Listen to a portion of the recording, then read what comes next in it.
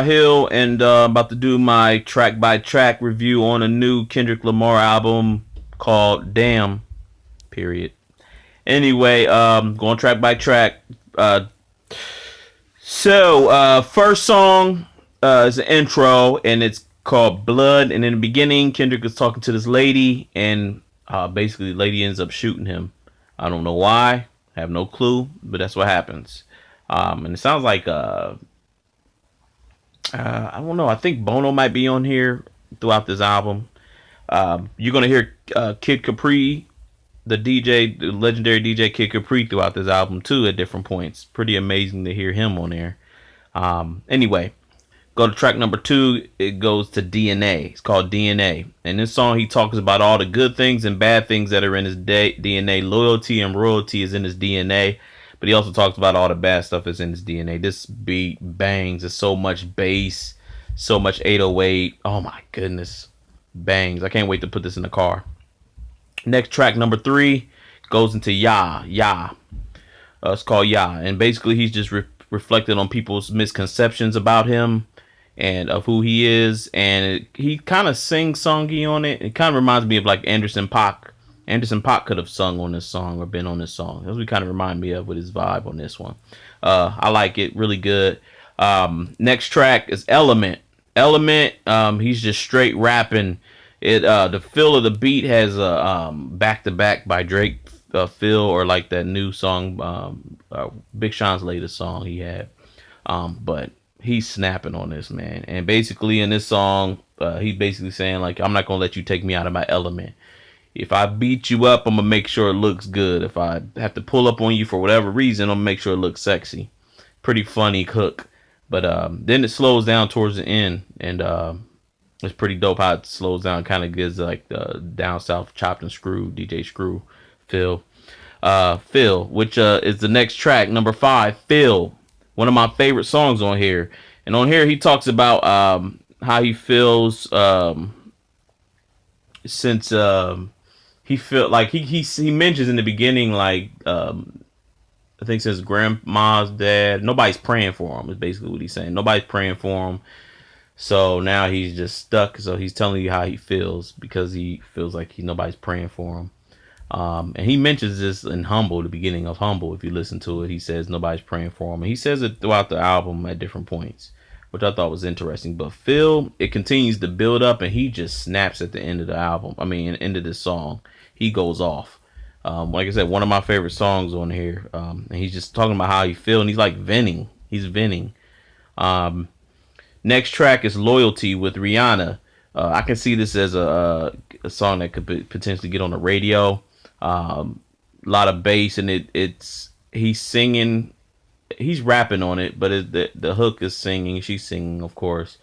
But basically, the song's about who are you loyal to? Not just in relationships, but just period. What are you loyal to? What do you stand for? And it's basically what he's saying. He's asking that question to her, and she's asking that question too in the song. Who are you loyal to? Because loyalty, it means a lot, and it runs deep with loyalty. And a lot of people aren't loyal to anything these days, so they go with the wind wherever the wind blows. So he's asking that question on this song. Next track is Pride, number 7, Pride, and Pride is about basically it starts off like he basically rapping, maybe personifying pride as a person, and just talking about how pride, the bad aspects of pride. So then his other verse, he talks about the good aspects of pride. Basically, if we didn't have a level of pride, certain level of pride that deterred us, the things that we probably could accomplish. And one of the things he mentioned is like, we could turn prisons into schools. And I'm like, that is true, man. So I mean, he gives a lot of good introspection on if we didn't have pride. I thought it was good. In this song, basically in the very beginning of it, it said love's, the guy singing is saying like, love's gonna get you killed, but pride's gonna be the death of us all. Guitar driven, made me sink into my. Basically, I felt so good, man. It just put me in a zone when I heard it. Other thing about Pride, vocally, oh my goodness, the beginning of it, his voice keeps changing pitches slightly, and it's amazing to hear, man. I'm like, this dude, man, vocally, the production on here, the vocal production, and the way it's mixed and everything, it's always been superb with him. But this one out, this album definitely, a lot of tricks get pulled out of the bag in the studio with this, with the vocal production. So that's Pride. I like it. And then from Pride leads into Humble. And we already know about Humble. I'm not going to review it. But I was wondering where Humble would lead, be in the album, especially with the type of song it is and the beat and everything. But it's definitely a good follow up to Pride. It makes sense. After you hear Pride, then you hear Humble. And like I said, at the beginning of this song, he says something about nobody's praying for him, and I didn't understand that when I first heard Humble, but now I understand kind of in the context of the album. Next track is Lust, and this song reminds me, the production reminds me of like Organized Noise. It reminds me of like Outkast, Andre 3000. He had a song called Vibrate on his solo disc of their album Speaker Box, Love Below. Um, and so anyway, this song is about a guy who's being caught up in lust, and then a girl that's caught up in being in lust. And then his last verse, he's rapping about things leading up to Donald Trump being announced as president, stuff that he was doing or a particular situation. Basically, they were in a hotel or something, getting turned up and everything, and then they found out Donald Trump was president. They was kind of a little upset about it, and then they went back to doing what they were doing. You know, it was like basically he's making a point that people don't care. People don't care. They're caught up in their own lust and their own desires. And when you could tell somebody else the end of the world, they're like, really, it's the end of the world? Oh my God! And then they go back to doing what they were doing. So he's basically making that point. And I thought it was pretty cool that he did that. And then from Lust, he goes to Love, the number 10 track, Love.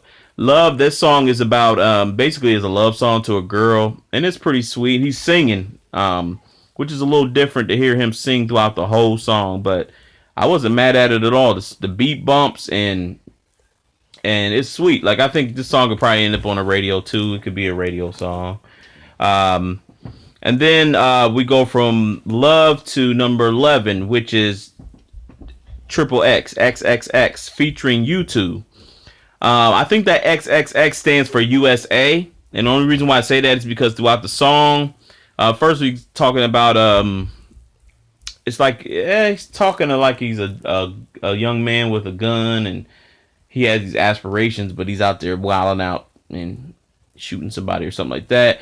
The beat changes up 3 times. The last verse, last beat change, he's basically talking about the country and stuff like that. It was a good song. I thought it was good. U2, it was good use of U2. Beat wise, it starts off like more of a trap, kind of 808s type beat. And then it goes into this rock tinged beat. Sound like something that Dre would put on early NWA. And then it slows completely down into some soulful stuff. And it's dope, man. I like that. Triple X was a pretty dope song. And then number 12, Fear. Fear is one of my favorite songs on here. Fear. It's the guitar, the bass, and the strings that come in as he's rhyming. Oh my goodness. Sultry. Really good. And then the vocals and stuff. The vocals kind of remind you of, if you think about early Wu-Tang, when RZA had soul samples and people singing in the soul samples, you kind of get that feel on this beat too. But this song, Fear, is basically, he raps, it's like he's in a deep voice. I don't know if it's him or if it's somebody else, but it's basically a man speaking, talking about his effects from fear. And then it goes into him rhyming from the perspective of a single parent mother who's getting on her son about not wilding out, starting at a young age and then progressing into a teenage age. And then his next verse is the 17-year-old kid who has, that the mom was talking to, and basically some situations and things and how he's dealing with fear. And then the last part of the verse, he goes into when he's 27 years old, and he's mentioning, and it basically sounds like Kendrick. He's speaking from his own perspective, about dealing with fear. And oh my gosh, man, lyrically, oh, it's good, really good. I like it, man. He really goes in on this. Um, and I'm trying to think.